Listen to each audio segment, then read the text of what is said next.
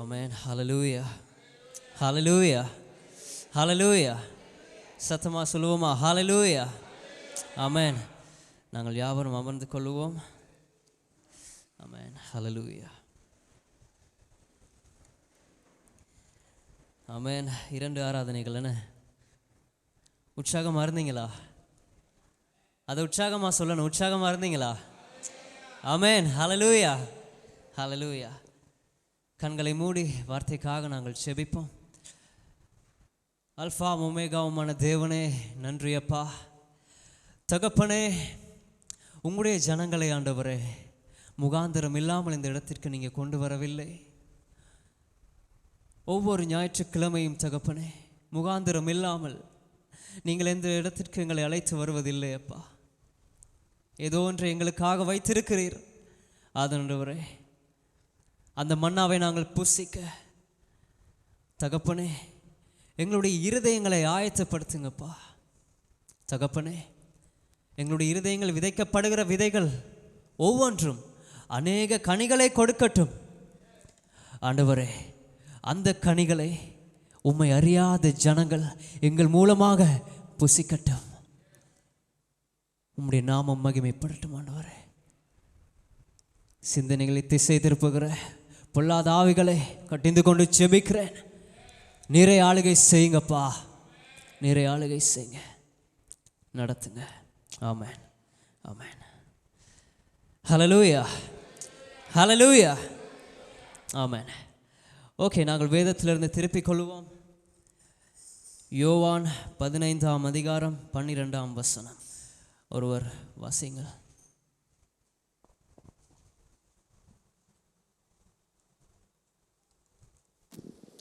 நான் உங்களில் அன்பாயிருக்கிறது போல நீங்களும் ஒருவரில் ஒருவர் அன்பாயிருக்க வேண்டும் என்பதே என்னுடைய கற்பனையாயிருக்கிறது.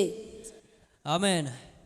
நான் உங்களில் அன்பாயிருக்கிறது போல, ஆமென், நான் உங்களில் அன்பாயிருக்கிறது போல நீங்களும் ஒருவரில் ஒருவர் அன்பாயிருக்க வேண்டும் என்பதே என்னுடைய கற்பனையாயிருக்கிறது. ஆமென். ஹல்லேலூயா, ஆமென்.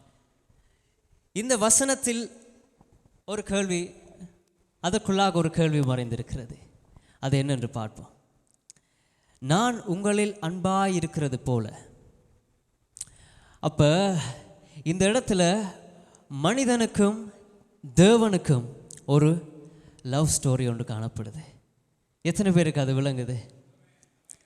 நான் உங்களில் அன்பாய் இருக்கிறது போல. மற்ற வசனத்தை விடுவோம். நான், தேவன் சொல்லுகிறார், இயேசு கிறிஸ்து பார்த்து சொல்லுகிறார், நான் உங்களில் அன்பாய் இருக்கிறது போல, அன்பாய் இருக்கிறது போல. அதாவது தேவன் நம்மீது என்னவாய் இருக்கிறாராம்? அன்பாய் இருக்கிறார். ஆமென், ஆமென். அந்த அன்பினால் தான் நமக்கு என்ன கிடைத்ததாம்? ஜெபினா சொன்னார், என்ன கிடைத்ததாம்? ரட்சிப்பு. ஆமென். அந்த ரட்சிப்பு அந்த அன்பினால் கிடைத்தது ஒன்று. ஹல்லேலூயா. நான் உங்களில் அன்பாயிருக்கிறது போல. அப்போ வேதத்தில் நம்ம பார்க்குறோம், அந்த ஒரு லவ் ஸ்டோரி ஒன்று போகுது. மனிதனுக்கும் தேவனுக்குமான, மனிதனுக்கும் தேவனுக்குமான அந்த ஒரு லவ் ஸ்டோரி. ஏன் தேவன் மனிதனை நேசிக்கிறார்? எதற்காக தேவன் மனிதனை நேசித்தார்? தேவன் மனிதனை நேசித்ததன் காரணம், தேவனுக்கு ஒன்று ஒரு குடும்பம் தேவையாக இருந்தது. ஆமென், ஆமென். தேவனுக்கென்று என்ன தேவையாக இருந்ததாம்? ஒரு குடும்பம் தேவையாக இருந்தது. அந்த குடும்பத்திற்காக தேவன் ஒரு உலகத்தை உண்டாக்கி அந்த உலகத்தில் மனிதனை படைத்து அந்த மனிதன் மூலமாக ஒரு கூட்ட ஜனத்தை என்ன செய்தாராம்? ஆண்டவர் ஏற்படுத்தினார். ஒரு கூட்ட ஜனத்தை தேவன் ஏற்படுத்தினார். ஏன்? அவருடைய குடும்பமாக நீங்களும் நானும் இருக்க வேண்டும் என்பதற்காக. ஆமென்.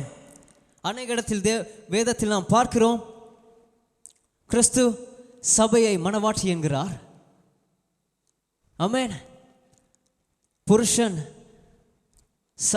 கிறிஸ்து சபையை நேசிக்கிறது போல புருஷன் தங்களுடைய மனைவியை நேசிக்கணும் என்று சொல்லுகிறார். எதற்காக? அந்த குடும்பத்தை ஏன் அதோடு ஒப்பிடுகிறார்? கிறிஸ்துவோடு ஏன் இந்த புருஷன் மனைவி என்ற குடும்பத்தை ஒப்பிடுகிறார் தேவன்?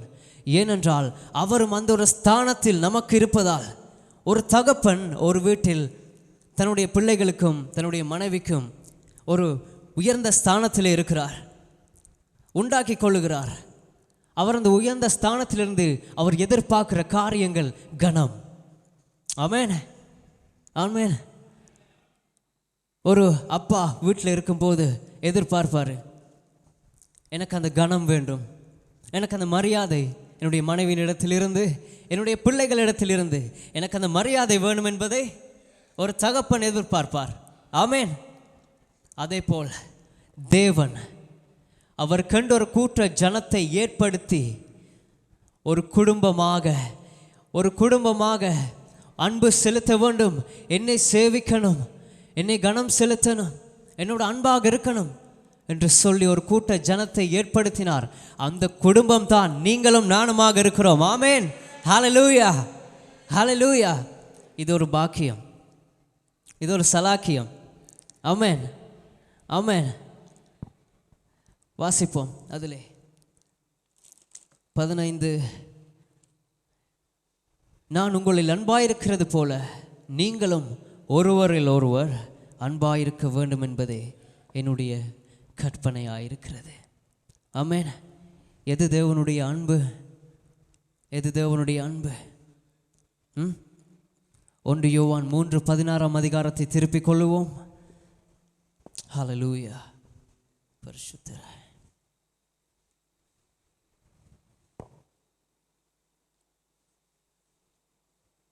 ஆமென்.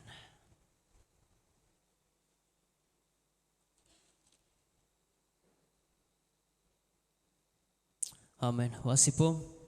அவர் தம்முடைய ஜீவனை நமக்காக கொடுத்ததினாலே அன்பு என்னதென்று அறிந்திருக்கிறோம். நாமும் சகோதரருக்காக ஜீவனை கொடுக்க கடனாளிகளாய் இருக்கிறோம். ஓகே, அந்த வசனத்தில் பாருங்கள், அவர் தம்முடைய ஜீவனை நமக்காக கொடுத்ததினாலே. ஆமென். அவர் தம்முடைய ஜீவனை நமக்காக கொடுத்ததினாலே என்னவாயிருக்கிறதாம்? அன்பு. அவர் தம்முடைய ஜீவனை உங்களுக்காகவும் எனக்காகவும் கொடுத்தார். அந்த காரியத்தினாலே நமக்கு அன்பு உண்டாயிற்று.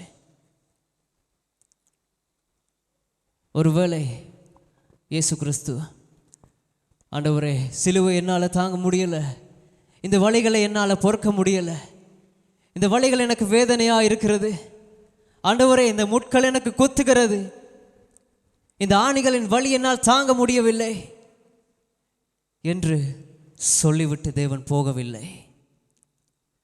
என்னுடைய மகனுக்காக, என்னுடைய மகளுக்காக, என் குடும்பத்திற்காக என்ன செய்தாராம்? தேவன் தன்னையே பலியாக கொடுத்தார். ஆமென். தன்னையே பலியாக கொடுத்தார். அதுதான் அந்த அன்பு. ஹல்லேலூயா, ஹல்லேலூயா, ஹல்லேலூயா. ஆண்டவர் சொல்லுகிறார், அநேக காரியங்கள், அநேக வாக்குத்தத்தங்களை நமக்கு கொடுத்திருக்கிறாரு. என்ன, எத்தனை வாக்குத்தத்தங்கள் சொல்ல முடியுமா? சொல்ல முடியுமா? வேதமே ஃபுல்லாக வாக்குத்தத்தமாக தான் இருக்குது. நமக்கு இந்த வார்த்தை நமக்கு என்னவா இருக்குதாம்? வாக்குத்தத்தங்களாக இருக்குது. அந்த வாக்குத்தத்தங்களிலே நாம் பார்க்கிறோம். அதே யோவான் 15 அதிகாரம்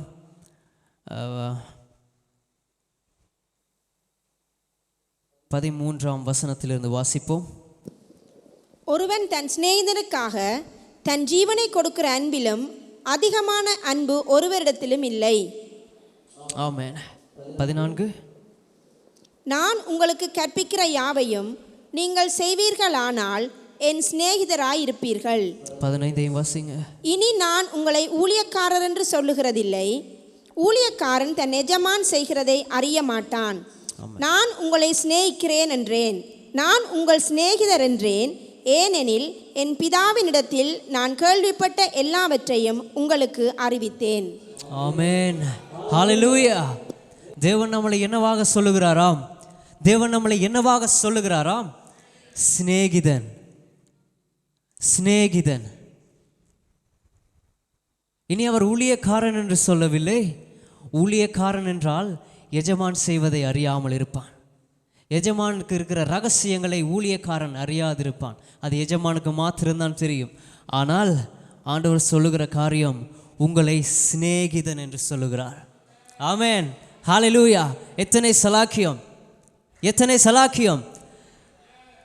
ஆவியானவரிடமிருந்து கிடைக்கிற ரகசியங்கள் அதை நமக்கு தெரியப்படுத்துகிறார். ஆமென்.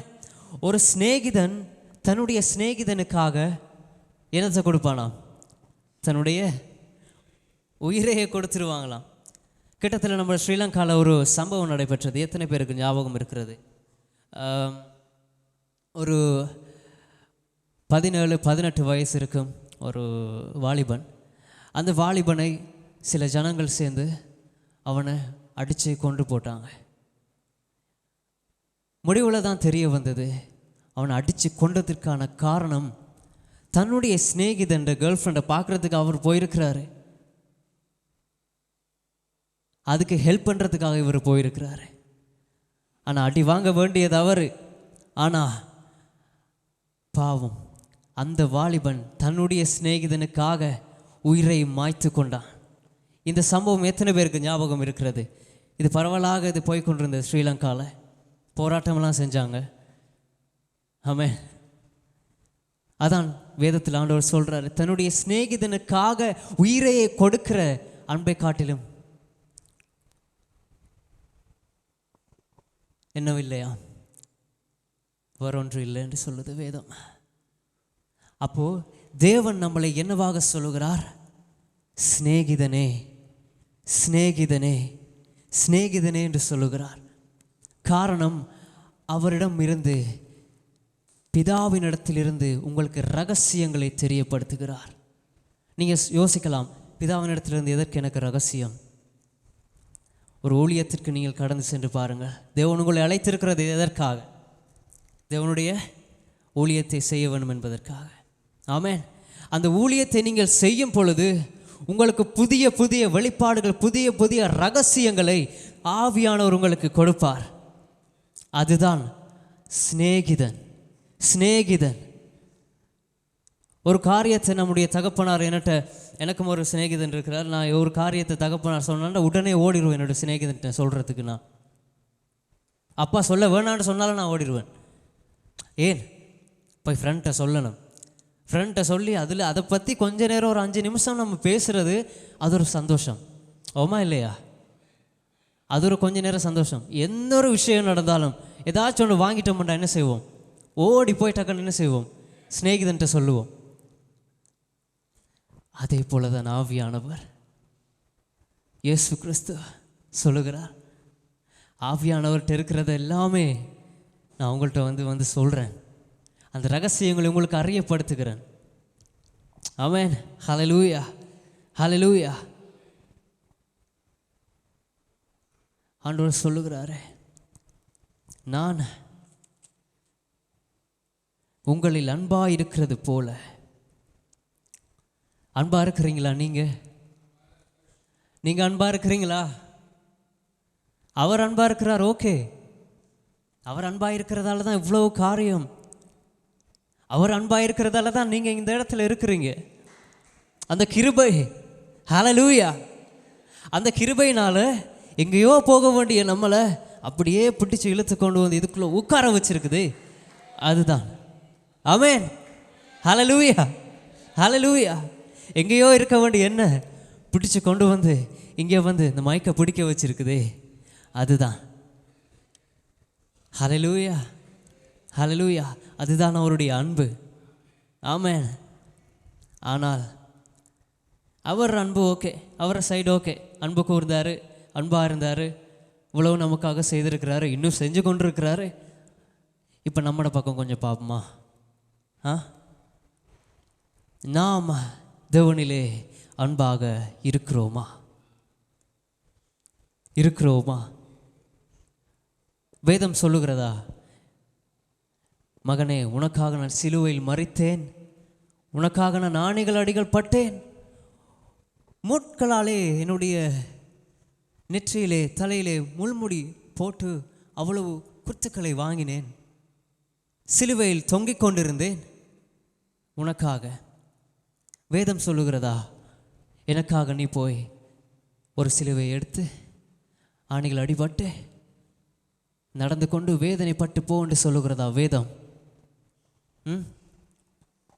வேதம் அப்படி சொல்லுகிறதா? வாசிப்போம். 1 யோவான் 5:3.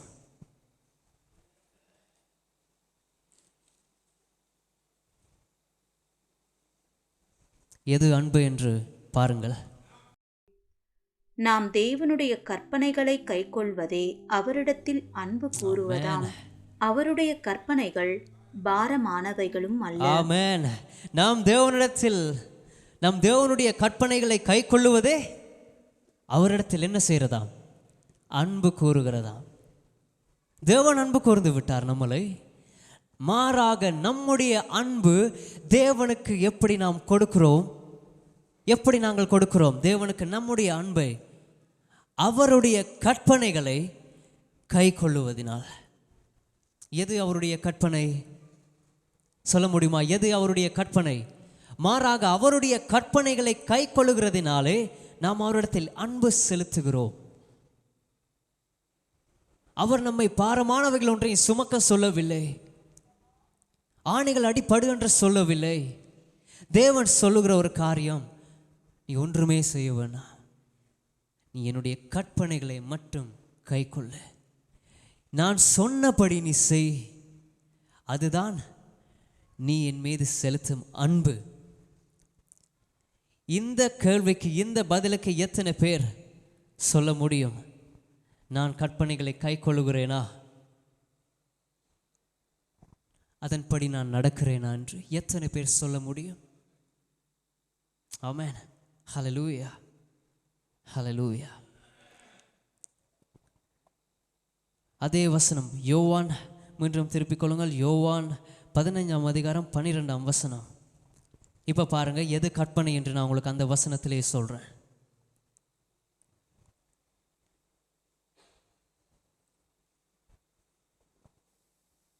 அதே வசனத்தை வாசிங்க. 12:12. நான் உங்களில் அன்பாயிருக்கிறது போல நீங்களும் ஒருவரில் ஒருவர் அன்பாயிருக்க வேண்டும் என்பதே என்னுடைய கற்பனையாயிருக்கிறது. ஆமென். எது கற்பனையா? எந்த கற்பனையை நம்ம கீழ்ப்படிந்து நடந்த அவர்கள் அன்பு கூறுறதா? நான் உங்களில் அன்பாயிருக்கிறது போல நீங்களும் ஒருவரில் ஒருவர் அன்பாயிருக்க வேண்டும். ஒருவரில் ஒருவர் அன்பாயிருக்க வேண்டும். ஆமென். எப்படியா? ஒருவரில் ஒருவர். அப்ப தேவனுடைய கற்பனைகள் என்ன சொல்லுகிறது? ஒருவரில் ஒருவர் அன்பாயிருங்கள். ஒரு கன்னத்தில் ஒருவன் உங்களுக்கு அறைந்தால் மறு கன்னத்தை காட்டு. இதுதான் தேவனுடைய கற்பனை. அன்பாயிரு, சகோதரனிடத்தில் அன்பு கூறு, சகோதரனை நேசி. யார் சகோதரன்? கூட பிறந்தவங்களா சகோதரர்கள்? இல்லை, இந்த அநேகரும் நமக்கு சகோதரங்களா?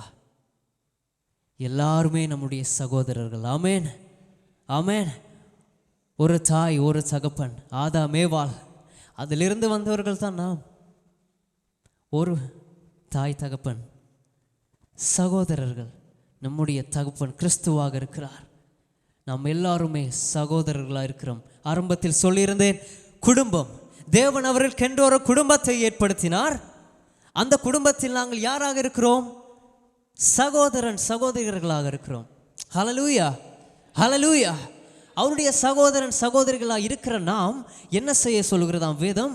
ஒருவரிடத்தில் ஒருவர் அன்பாயிருங்கள். ஆமென், அன்பாயிருங்கள். அப்போ தேவனுடைய கற்பனைகள் ஒரு பக்கம் இருக்க, உலகத்தினுடைய கற்பனைகளும் இருக்கிறது. என்ன உலகத்தினுடைய கற்பனை? ஒருவன் நமக்கு பைக்கில் போகும்போது தெரியாமல் கொஞ்சம் ஓவர்டேக் பண்ணி வந்துட்டா அவனுக்கு 2 வார்த்தை பேசு, அப்படியாகவா இருக்கிறது? தெரியாமல் ஏதோ செஞ்சிட்டார், அவனுக்கு 2 நல்லா கேள்வி கேளு. நல்லா 2 கலட்டு கொடுத்துட்டு வந்தேன், என்ன நல்லா 2 கொடுத்துட்டு வந்தேன். இதுதான் உலகத்தின் கற்பனை. கோபம் கொள்வது, கோபம் கொண்டு ஒரு மனிதனுடைய இருதயத்தை உடைப்பது, இதுதான் உலகம் நமக்கு கொடுக்கும் கற்பனை.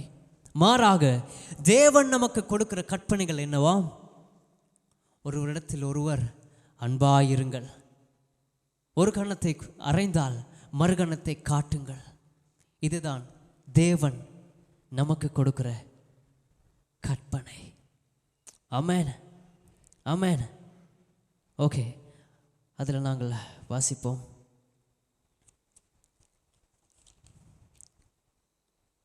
யோவான் 3:11. யோவான் 3:11. பிரியமானவர்களே, தேவன் இவ்விதமாய் நம்மிடத்தில் அன்பு கூர்ந்திருக்க நாமும் ஒருவரிடத்தில் ஒருவர் அன்பு கூற கடனாளிகளாய் இருக்கிறோம். ஆமென், ஆமென். ஒருவரிடத்தில் ஒருவர் அன்பு கூற என்னவா இருக்கிறோமா? கடனாளிகளாய் இருக்கிறோமா? அப்போ உங்களுக்கு ஒரு கடன் இருக்கிறது. அது என்ன கடன்? உங்களுடைய சகோதரர்களை நீங்கள் அன்பு கூற வேண்டும் என்பது. ஆமென். என்ன கடனாம்? உங்களுடைய சகோதரர்களை அன்பு கூற வேண்டும் என்பது. அதுதான் அந்த கடன். கடனை வாங்கிட்டா எத்தனை பேருக்கு கடன் இருக்குது என்றெல்லாம் கேள்வி நான் கேட்க மாட்டேன். கடன் இல்லாமல் இருக்க மாட்டோம், இருந்திருப்போம், இப்போ நல்லா இருப்போம். கடன்களை பற்றி தெரியாத மனுஷனே இருந்திருக்க மாட்டாங்க. ஓகே, சின்னாக்களை விடுவோம், பெரியாக்கள் நம்ம யோசித்து பார்ப்போம். கடன் என்றால் எப்படி இருக்கும்? கடனுடைய வேதனை எப்படி இருக்கும்? தூங்க முடியுமா? கையில் சின்ன காசு கிடைச்சாலும் சந்தோஷமாக அதை அனுபவிக்க முடியுமா? இல்லை. ஏன்? அந்த கடனை நான் கொடுத்துடணும், அந்த கடனை அவர்கிட்ட நான் திருப்பி கொடுத்துடணும். கடன் வாங்கினவரிடம் இருந்து நம்முடைய முகத்தை கூட அவருக்கு நேராக அவருக்கு முன்னுக்கு போகிறதுக்கு கூட நமக்கு கஷ்டமாக இருக்கும். இங்கே என்ன கடனை பற்றி பேசப்படுகிறது? என்ன கடனை பற்றி பேசப்படுகிறது? சகோதரனிடத்தில் அன்பு கூற நீங்களும் நானும் என்னவாயிருக்கிறோமாம்? கடனாளிகளாயிருக்கிறோம். உங்களுடைய சகோதரனிடத்தில் அன்பு கூற நீங்களும் நானும் கடனாளிகளாயிருக்கிறோம் என்றால் நீங்கள் அந்த கடனை கொடுத்து கொண்டே இருக்கணும். எப்போ? இந்த கடன் முடியாத ஒரு கடன் என்றால் இந்த கடன் மட்டும்தான். என்ன முடிகிற கடனா அது? சொல்லுங்க, இது முடிகிற கடனா அது? இல்லை, இது ஒரு முடியாத ஒரு கடன். எப்படி கொடுத்தாலும் அந்த கடன் முடியாது. அந்த கடனுக்கு நாங்கள் எப்பயுமே அந்த கடனுக்குரியவர்களாக இருக்கிறோம். சகோதரனிடத்தில் அன்பு கூறணும். இங்கே இன்று எத்தனை சகோதரர்கள் தன்னுடைய சகோதரரை கொலை செய்து கொண்டிருக்கிறாங்க. எத்தனை சகோதரர்களுக்கு விரோதமாக எழும்பிக் கொண்டிருக்கிறாங்க. பொறாமை. அவர் வளர்ந்துட்டா எனக்கு கஷ்டம், இவர் வளர்ந்துட்டா எனக்கு கஷ்டம். ஏன் அவருக்கு அவ்வளவு பணம், எனக்கு ஏன் இவ்வளவு இப்படி இருக்கிறதே? சகோதரத்துவத்திலே அன்பு இல்லாமல் இருக்கிறது இந்த உலகம். சொந்த இரத்த உறவு சகோதரத்தை விடுங்க, தேவன் சொல்லுகிற சகோதரம், நம் எல்லாரும் சகோதரம். ஆமென், ஆமென். ஒருவர் கஷ்டப்பட்டுட்டு இருந்தா அவர் அப்படியே பார்த்து விட்டுட்டு வாரதில்லை. எத்தனை பேர் பைக்கில் போகும்போதோ இல்லாட்டி நம்ம ரோட்டில் நிற்கும் போதோ கையை ஏந்தி நிற்பாங்க, பிள்ளையை வச்சு கொண்டு நிற்பாங்க. நான் பணத்தை எடுத்து கொடுக்க போகும் நேரத்தில் இன்னொருவர் சொல்லுவாங்க, இவர் குடிக்க போகிறார், இவருக்கு காசு கொடுக்காதீங்க. இவர் இந்த பணத்தை வச்சு ஏதோ செய்வார், இவருக்கு காசு கொடுக்காதீங்க. அங்கு நியாயம் தீர்க்க வேண்டியது தேவன் ஒருவர் மாத்திரம்தான். உங்களை தட்டி சொல்லும் மனிதர் அல்ல, உங்களோடு இருக்கும் மனிதரும் அல்ல. தேவன் தான் நியாயம் தீர்க்கிறவர்.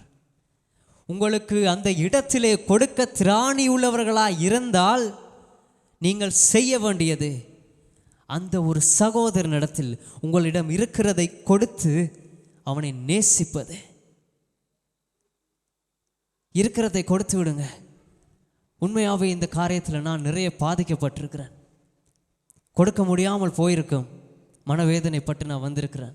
இருக்கிற நேரம் கொடுத்துருவேன். இது நான் கொடுக்குறேன்னு என்ன சொல்லி காட்டுறதுக்காக நான் சொல்லலை, ஆண்டவர் அப்படி வச்சிருக்கிறாரு. எடுத்து கொடுத்துட்டு வந்துடுவேன் நான். சில எனக்கு கொடுக்காமல் போய்விட்டால் எனக்கு அந்த நைட் தூக்கமே இல்லாமல் இருக்கும். அது ஆவியானவர் போட்டுக்கொண்டே இருப்பார். ஏன் கொடுக்காம வந்தனே, ஏன் கொடுக்காம வந்தனே. அவங்க குடிக்கிறாங்களோ இல்லையோ, அவங்க எதுக்கு செலவழிக்கிறாங்களோ இல்லையோ, அவங்களிடம் கொடுத்துட்டு வாரது தான் உங்களுடைய கடமை. அவங்க குடித்தா அதை ஆண்டவர் பார்த்து கொள்ளுவார்.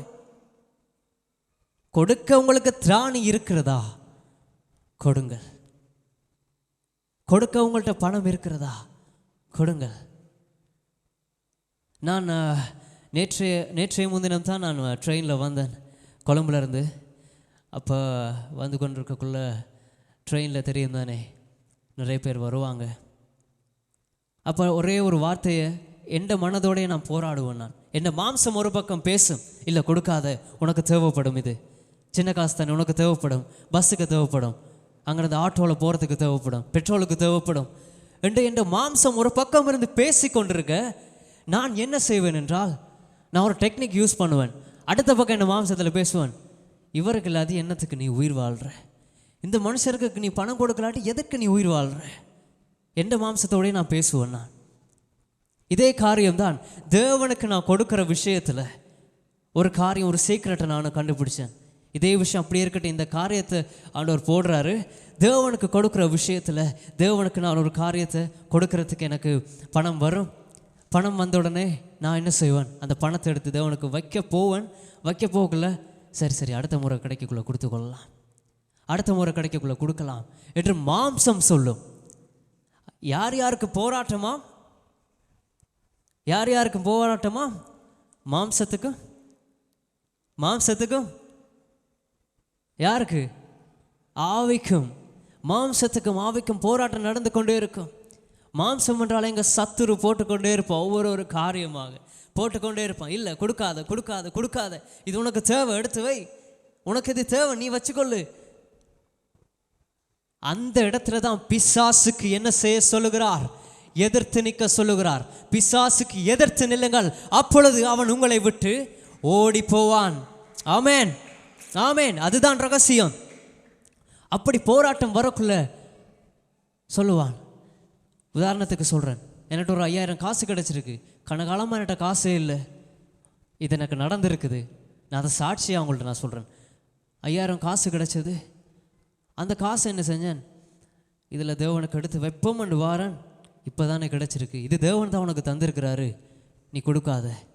எப்படி வாரான் சாத்தான், எப்படி வாரான், தேவனை வச்சு வாரான், தேவன் தானே தந்திருக்கிறாரு, கொடுக்காத என்று சொல்லக்குள்ள நான் என்ன செய்வேன் தெரியுமா, 2000 ரூபா தான் எடுத்து வைக்க வந்தேன். நான் 5000 ரூபாயில் 2000 ரூபா தான் நான் எடுத்து வைக்கிறதுக்கு வந்தேன், தேவனுக்கு என்று கொடுப்போம்ண்டு. சாத்தானோட நான் போராடுவேன், இல்லை இந்த 5000 ரூபாயை நான் வைக்கிறேன், எனக்கு அப்போ தான் கிடச்ச 5000 ரூபாயை, அப்போ அது அப்படியே நான் வைக்கிறேன் ஆண்டவருக்கு என்று நான் வைப்பேன். அடுத்த நிமிஷம் எனக்கு எப்படி பணம் வருமெண்டே எனக்கு தெரியாது. இதுதான் சீக்ரெட், கிறிஸ்தவ வாழ்க்கையில் இதுதான் சீக்ரெட். ஆமேன், ஆமேன். அதை செஞ்சு பாருங்க. உங்களுக்கு கஷ்டப்பட்டு ஒருத்தர் வாராரா, அவங்க சும்மா உங்கள்கிட்ட வரலை, தேவன் தான் அவர் அனுப்புகிறாரு. திக்கற்ற பிள்ளைகளை நீங்கள் தாங்கணும், கஷ்டப்பட்டு வாரவங்களுக்கு இருக்கிறத நீங்கள் கொடுக்கணும், அதுக்கு தான் உங்களை அனுப்புகிறாரு. ஆமேன். 4ஆம் அதிகாரம் 1 யோவான் 4ஆம் அதிகாரம் 20ஆம் வசனத்தை வாசியுங்கள் பார்ப்போம். தேவனிடத்தில் அன்பு கூறுகிறேன் என்று ஒருவன் சொல்லியும் தன் சகோதரனை பகைத்தால் அவன் பொய்யன். தான் கண்ட சகோதரனிடத்தில் அன்பு கூறாமல் இருக்கிறவன் தான் காணாத தேவனிடத்தில் எப்படி அன்பு கூறுவான்? ஆமென். என்னவாம், நாங்கள் காண்கிற சகோதரர்களிடத்தில் அன்பு கூறாவிட்டால் காணாத தேவனிடத்தில் எப்படி அன்பு கூறுவோம்? எப்படி அன்பு கூற முடியும்?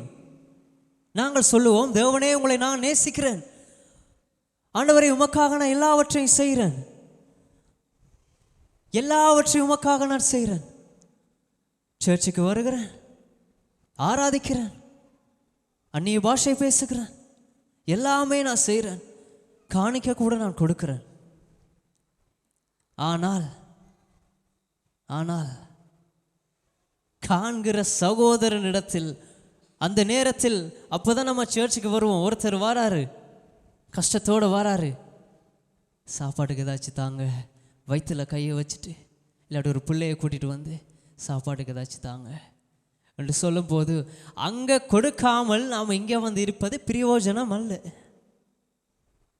அது பிரயோஜனமற்றது.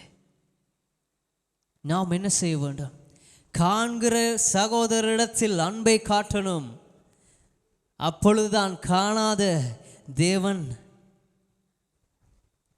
அவருக்கு தெரியும், ஆம் இவன் என்னை உண்மையாகவே நேசிக்கிறான். ஏன், என்ன காரணம்? காண்கிற சகோதரிடத்தில் அன்பு காட்ட சொல்றதுக்குரிய காரணம் அது அவருடைய கற்பனையாக இருக்கிறது. ஒருவரில் ஒருவர் அன்பாயிருங்கள் என்றது அவருடைய கற்பனையாக இருக்கிறது. ஹல்லேலூயா, ஹல்லேலூயா. உற்சாகமாக சொல்லுவோமா? ஹல்லேலூயா, ஹல்லேலூயா. ஓகே, 4ஆம் அதிகாரம் 11 அதில் ஒரு வசனத்தை வாசித்து காட்டுகிறேன். 1 யோவான் 4:11.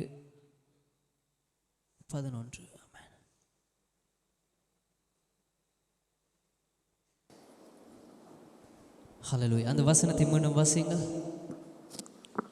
பிரியமானவர்களே, தேவன் இவ்விதமாய் நம்மிடத்தில் அன்பு கூர்ந்திருக்க நாமும் ஒருவரிடத்தில் ஒருவர் அன்பு கூற கடனாளிகளாய் இருக்கிறோம். ஆமென்.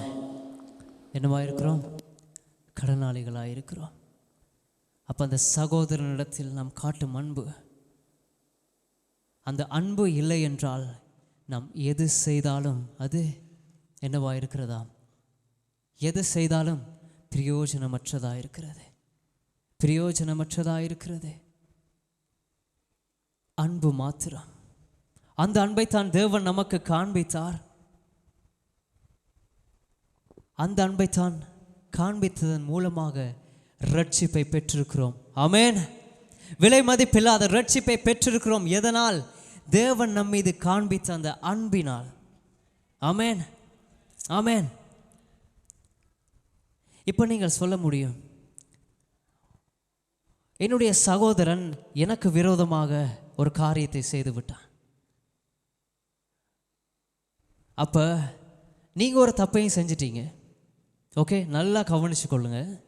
அப்போ நீங்கள் அந்த சகோதரனிடத்தில் போகிறீங்க, அந்த சகோதரனிடத்தில் போய் மன்னிப்பு கேட்குறீங்க.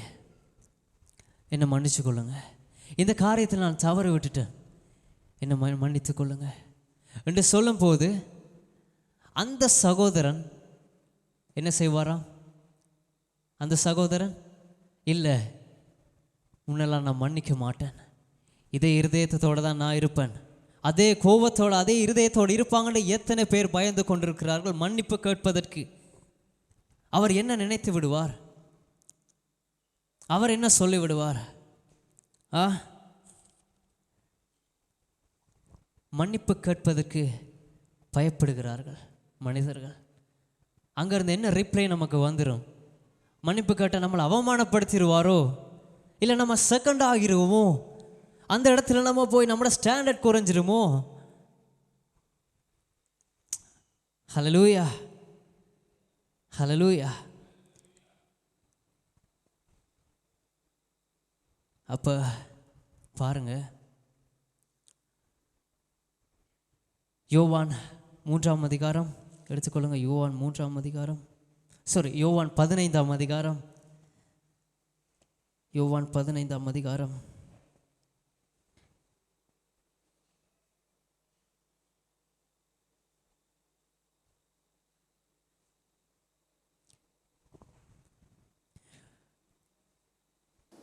17ஆம் அதிகாரத்திலிருந்து வாசிங்க. நான் நிறுத்த சொல்லும் வரைக்கும் நீங்கள் வாசிங்க.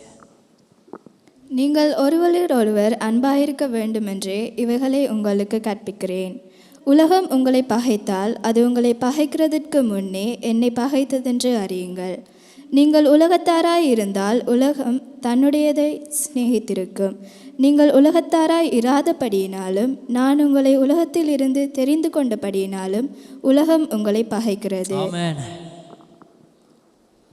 வசனம் சொல்லுகிறது,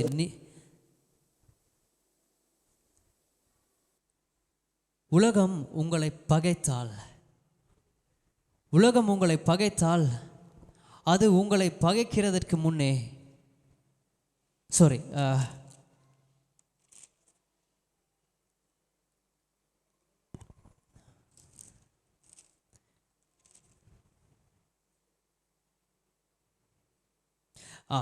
நீங்கள் உலகத்தாராய் இருந்தால் உலகம் தன்னுடையதை சிநேகித்திருக்கும்.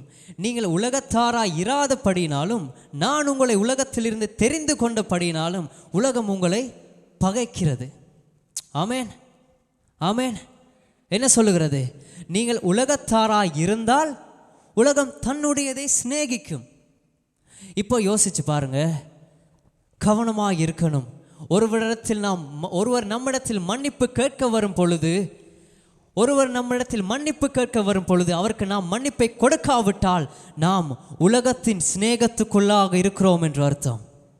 உலகத்தின் சிநேகத்துக்குள்ளாக நாங்கள் இருக்கிறோம். ஆனால் மன்னிப்பை கேட்க வருகிறோனோ யாருடைய சிநேகத்தில் இருக்கிறான்? தேவனுடைய சிநேகத்தில். ஏன் தெரியுமா? தேவன் செய்ததை இந்த உலகம் பகைத்தது. தேவன் மன்னிப்பு கொடுக்க அவர் இறங்கி வந்தார். இயேசு கிறிஸ்து மன்னிப்பு கொடுக்க சிலுவையில் மரித்தார். ஆனால் இந்த உலகமோ என்ன செய்தது? அவரை பகைத்தது. அதே போலத்தான் நீங்களும் மன்னிப்பு கேட்கிறவர்களாய் இருந்தால் உங்களையும் பகைப்பார்கள். நீங்கள் மன்னிப்பு கேட்டிருந்தால் உங்களை பகைப்பார்கள். நீங்கள் பகைக்கிறதுக்கு உரியவர்கள் மன்னிப்பு கேட்டால். ஆனால் நீங்கள் மன்னித்தால் என்னவா? நீங்கள் மன்னித்தால் தேவனுக்குரியவர்கள்.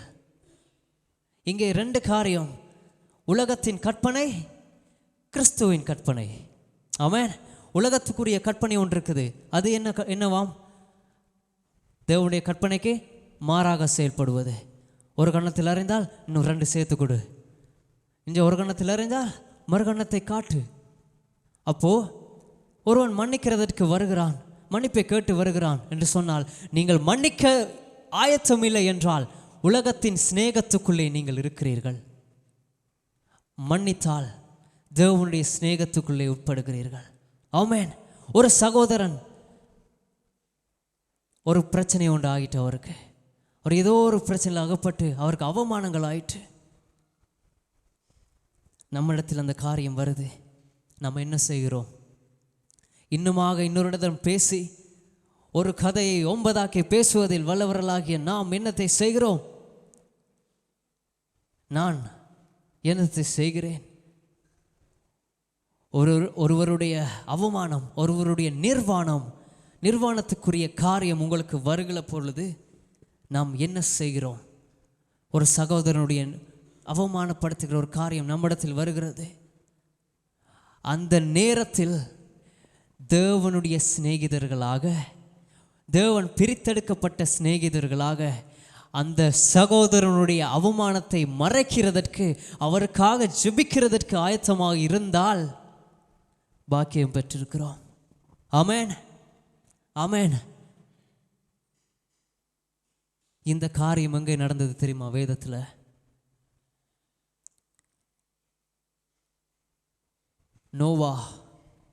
நோவாவினுடைய சம்பவம் தெரியும். அந்த மகன் வந்து பார்க்குறான், தன்னுடைய தகப்பன் திராட்சை ரசம் மறந்து விட்டு அந்த மதுபானத்திலே நிர்வாணியாக இருக்கிறார். அதை போய் யார்கிட்ட சொல்கிறாரு? அந்த நிர்வாணத்தை மூடாமல் அதை போய் சொல்லுகிறார். யாரிடம் போய் சொல்லுகிறார்? அங்கே இருக்கிறவங்கள்ட்ட, குடும்பத்திட்ட போய் சொல்கிறாரு. அதை கேட்ட அடுத்த மகன் ஓடி வாராரு. ஓடி வந்து முதலாவது ஒரு சால்வை எடுத்து தன்னுடைய தகப்பனுடைய நிர்வாணத்தை மூடினார். அதில் தான் சீக்ரெட்டே இருக்குது. ஒருவருடைய பற்றி நம்முடைய காதுகளுக்கு வரும் பொழுது அதை நாம் 2ஆக 3ஆக பேசாமல் அதை மறைத்து அந்த மனிதருக்காக நாங்கள் செபிக்க வேண்டும். இதுதான் ஒருவரில் ஒருவர் அன்பா இருங்கள் என்ற கற்பனையாயிருக்கிறது. ஆமென், ஆமென். இது சாதாரணமாக தெரியலாம், இது ஒரு அன்புக்குரிய காரியம். உங்களுக்கு பேசுறது ஏதோ மாதிரி இருக்கலாம், ஆனால் இது ஒரு அன்புக்குரிய காரியம். தேவன் நம்மிடத்தில் அன்பு கூர்ந்தார். மாறாக அவரிடத்தில் நாம் செலுத்தும் அன்பு இவ்விதமாகத்தான் நாம் தேவனிடத்தில் அன்பை செலுத்த வேண்டும். நாம் தேவனிடத்தில் வந்து ஆண்டவரே உம்மை துதிக்கிறோம், ஆண்டவரே உங்களை நேசிக்கிறோம், எல்லா பாட்டையும் நம்ம பாடிட்டு எல்லா விதமாகவும் நம்ம செய்துட்டு சகோதரனிடத்தில் அன்பு இல்லை என்றால் என்னவா இருக்கிறதா? அது வீண், பிரயோஜனமற்றது. அது பிரயோஜனமற்றது. 1 கொரிந்தியர் 13ஆம் அதிகாரம் 13ஆம் வசனத்தை எடுத்துக்கொள்வோம். ஹல்லேலூயா. இப்பொழுது விசுவாசம், நம்பிக்கை, அன்பு இம்மூன்றும் நிலைத்திருக்கிறது. இவைகளில் அன்பே பெரியது. ஆமென். என்ன பெரியதாம்? இவ் அனைத்திலும் அன்பே பெரியது. ஆமென், ஆமென். எது பெரியதாம்? சொல்லுங்க, வாய்களை திறந்து சொல்லுங்க. எது பெரியதாம்? அன்பே பெரியது. ஹல்லேலூயா. இவை அனைத்திலும் அன்பே பெரியது. விசுவாசம், நம்பிக்கை, அன்பு இம்மூன்றும் நிலைத்திருக்கிறது. இவைகளில் அன்பே பெரியது. அந்த அன்பு இல்லாவிட்டால் ஒன்றுமே இல்லை. நான் மனுஷர் பாஷைகளையும் தூதர் பாஷைகளையும் பேசினாலும் அன்பு எனக்கு இராவிட்டால் சத்தமிடுகிற வெண்கலம் போலவும் ஓசையிடுகிற கைத்தாளம் போலவும் இருப்பேன். நான் தீர்க்கதரிசன வரத்தை உடையவனாய் இருந்து சகல ரகசியங்களையும் சகல அறிவையும் அறிந்திருந்தாலும், மலைகளே பேர்க்கத்தக்கதாக சகல விசுவாசம் உள்ளவனாயிருந்தாலும், அன்பு எனக்கு இராவிட்டால் நான் ஒன்றுமே இல்லை. அவ்வளவுதான். அன்பு எனக்கு இல்லாவிட்டால் ஒன்றுமே இல்லை. எனக்கு உண்டான யாவற்றையும் நான் அன்னதானம் பண்ணினாலும், என் சரீரத்தை சுட்டெரிக்கப்படுவதற்கு கொடுத்தாலும், அன்பு எனக்கு இல்லாவிட்டால் எனக்கு பிரயோஜனம் ஒன்றும் இல்லை. பிரயோஜனம் ஒன்றுமே இல்லை. என்னதான் செய்யுங்க, வேதத்தை ஃபுல்லாகவே வாசித்து முடிச்சிருங்க. வேதத்தின் படியை ஃபுல்லாக நடங்க, எல்லாம் செய்யுங்க, எல்லாமே செய்யுங்க. அன்பு இல்லாட்டி ஒன்றுமே இல்லைங்க. அன்பு இல்லாட்டி ஒன்றுமே இல்லை. அன்பு தான். இவை அனைத்திலும் அன்பே பெரியது. ஆமென், ஆமென். தேவன் கேட்கிற ஒரு காரியம், தேவனுடைய சுதந்திரவாளிகளே, பரலோக சுதந்திரவாளிகளே, உங்களை பார்த்து தேவன் சொல்லுகிற ஒரு காரியம், அன்பு இராவிட்டால் அனைத்தும் வீண். சகோதரனை நேசி, ஒருவரில் ஒருவர் அன்பாய் இருங்கள், அதுவே அவருடைய கற்பனை. ஒருவர் மன்னிக்கிறதற்கு வந்தா மன்னிங்க. மன்னித்து போறதால ஒன்றுமே நமக்கு குறைய போறதில்லை. பரலோகத்தில் நமக்கு பொக்கிஷம் சேர போகிறது. ஆமென். பரலோகத்தில் சேர போகிறது. உங்களுக்கு சில நேரம் தர்க்கங்கள், வாய் தர்க்கங்கள் குடும்பத்திலே வரலாம், வெளியிலே வரலாம், போகிற வேலை ஸ்தலங்களிலே வரலாம். இதற்கு முதல் நீங்கள் தர்க்கம் பண்ணி ஜெயிக்கக்கூடியவராக இருக்கலாம். நான் அப்படி இருந்திருக்கிறேன் ஒரு காலத்தில். அதனால் கிடைத்த பலன், ஒருவர் நம்மளோடு மனக்கசப்பாகி இருப்பது, நம்மளால் மனம் உடைந்து வேதனைப்பட்டு போவது. அந்த இடத்தில் பொறுமை என்பதை கற்றுக்கொள்ள வேண்டும். பொறுமை என்பதை கற்றுக்கொள்ள வேண்டும். அவங்க ஒரு ஆர்கியூமெண்ட்டுக்குள்ளே வந்துட்டு அவங்க பேசிட்டு போகலாம், அவங்க ஜெயிச்சுட்டு போகலாம். ஆனால் நீங்கள் வரணும், பொறுமையாக இருந்துட்டு நீங்கள் சொல்லிட்டு வரணும், ஜெயிச்சது நான் தான். ஆமென். அங்கே ஜெயிச்சது நான் தான். பட்டணத்தை பிடிப்பவனை பார்க்கிலும் தன் மனதை அடக்குகிறவன் உத்தமன். அந்த இடத்தில் ஒரு அன்பு வெளிப்படுகிறது. ஆமென். இது எங்கெங்கே வருமாம்? சகோதரன் இடத்துல, சகோதரி இடத்துல சண்டைகள் வரும் பொழுது இதெல்லாம் டெக்னிக்ஸ் யூஸ் பண்ணணும். நம்ம பேசுகிறதுக்கு வருதா? ஆரம்ப காலத்தில் நம்ம பேசியிருக்கலாம், விட்டாமல் பேசியிருக்கலாம். பேச பேச பேச 1க்கு 2 கதை, 1க்கு 3 கதை, 1க்கு 4 கதை கதைச்சிட்டே போகலாம். வந்தார் 2 நல்லா கொடுத்து அனுப்புனேன் அவருக்கு. அது இல்லை. அவர் கதைக்கிறத கதைக்கட்டும். நான் அமைதியாக இருந்தால் வெற்றி எனக்கு. ஏன்? நான் தேவனுடைய சிநேகிதன். உலகத்தின் சிநேகிதர்களுக்குத்தான் அது உலகம் சிநேகிக்கும். அவர்கள் பேசுவதை உலகம் சிநேகிக்கும். உங்களுக்கு விளங்குதா? வாய் தர்க்கங்களுக்கு போய் ஒரு மனசை புண்படுத்துகிறது அது உலகம் சிநேகிக்கிற காரியம். அது உலகத்துக்குரிய கற்பனை. ஒரு மனிதனுடைய மனதை உடைப்பது உலகத்திற்குரிய கற்பனை. தேவனுக்குரிய கற்பனை எது? சகோதரரை, ஒருவரில் ஒருவர் அன்பாயிருங்கள். ஒரு கணத்தில் அறிந்தால் மறுகணத்தை காட்டு. அமைதியாக வா, எதுக்கும் பேசாத. நீதான் அங்கே ஜெயித்தவன். உன்னுடைய ஜெயம் பரலோகத்திலே, அவர்களுடைய ஜெயம் உலகத்திலே. உலகம் எதன் நேராக திருப்புகிறது? நரகத்துக்கு நேராக. இதுதான் ரகசியம். அமைதியாக வாங்க, பேசுன அமைதியாக வாங்க. அங்கே நீங்கள் தான் ஜெயித்தவர், அவங்க ஜெயிக்கல. அவங்க நினச்சிட்டு போகலாம் நான் தான் ஜெயிச்சிட்டேன், அப்பா அவரை வாயை அடக்கிட்டேன். இவ்வளோ நாளும் கதைச்சாரு, அப்படி கதை கேளாத ஒரு மனுஷன் நல்லா வாயை அடக்கிட்டேன் ரெண்டு போட்டு சந்தோஷமாக போவாங்க. அது இல்லை உண்மையான சந்தோஷம். நமக்கு தான் அந்த சந்தோஷம். நான் வெற்றி பெற்றுட்டேன் என்று அவைக்குரிய வாழ்க்கையில் அடுத்த ஸ்டெப்புக்கு நான் எடுத்து வச்சுட்டேன். ஆமேன், ஆமேன். எனவே எப்படி இருப்போம்? நான் உங்களில் அன்பாயிருக்கிறது போல ஒருவர் நீங்களும் ஒருவரில் ஒருவர் அன்பாயிருங்கள். அன்பாயிருங்கள், அன்பாயிருங்கள். பக்கத்தில் இருக்கிறவங்களை பார்த்து சொல்லுங்கள், அன்பாயிருங்கள், அன்பாயிருங்கள். இன்றைக்கு போய் யாரோட சண்டை பிடிச்சிங்களோ, யாரோட முரண்பட்டீங்களோ, யாரோட மனஸ்தாபம் இருக்குதோ போய் சொல்லிடுங்க, என்னை மன்னிங்க, என்னை மன்னிச்சிருங்க, நான் இன்றைக்கி அப்படி பேசிட்டேன். உங்களை அவமானப்படுத்துகிற மாதிரி பேசுகிறவங்களா இருக்கலாம், போய் சொல்லுங்க, என்னை மன்னிச்சிருங்க. அவங்க மன்னிக்கிறாங்களோ இல்லையோ, எப்படி மன்னிக்கிறாங்களோ இல்லையோ, அங்கு தேவனால் சிநேகிக்கப்படுவது பிரித்தெடுக்கப்பட்டது நீங்களும் நானும் மன்னிப்பு கேட்டால். ஆமென், ஆமென். எது இந்த நிமிஷத்தில் யாருக்கும் முறுமுறுக்கக்கூடாது. சிரித்த முகத்தோட எல்லாருக்குமே அன்பாக பேசி, கோபம் கொண்டு என்னதான் நம்ம காண போகிறோம்? கோபப்பட்டு என்னதான் காண போகிறோம்? பொறாமப்பட்டு என்னதான் காண போகிறோம்?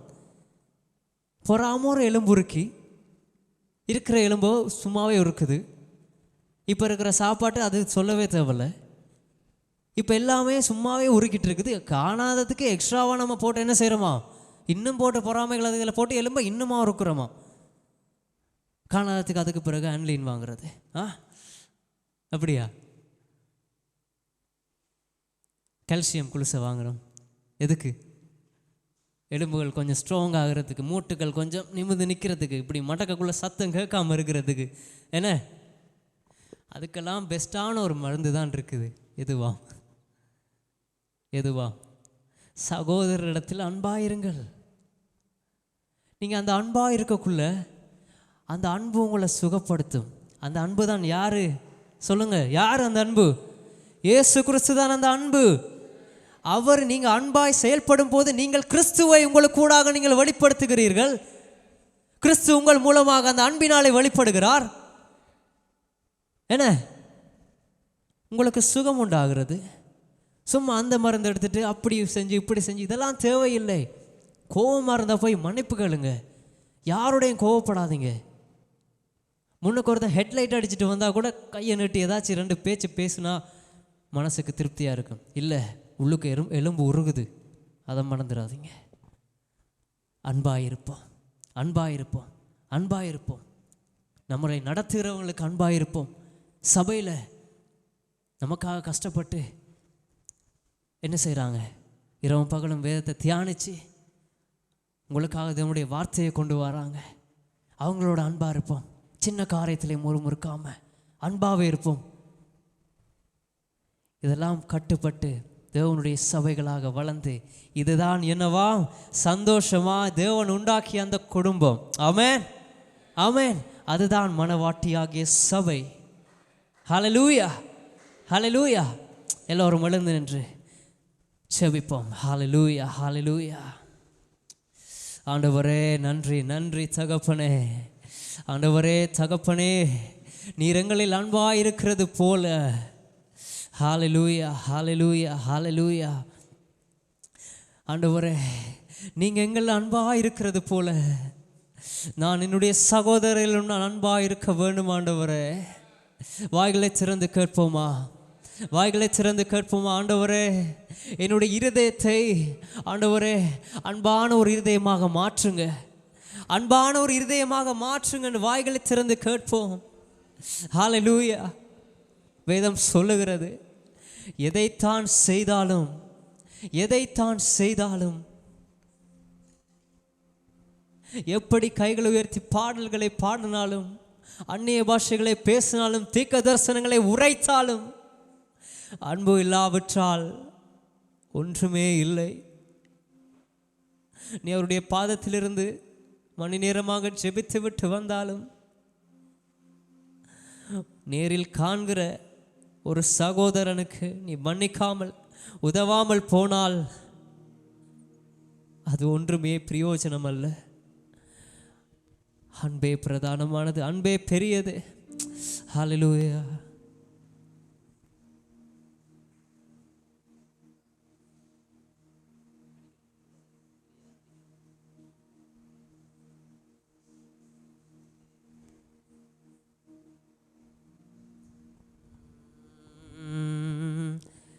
ஹalleluya.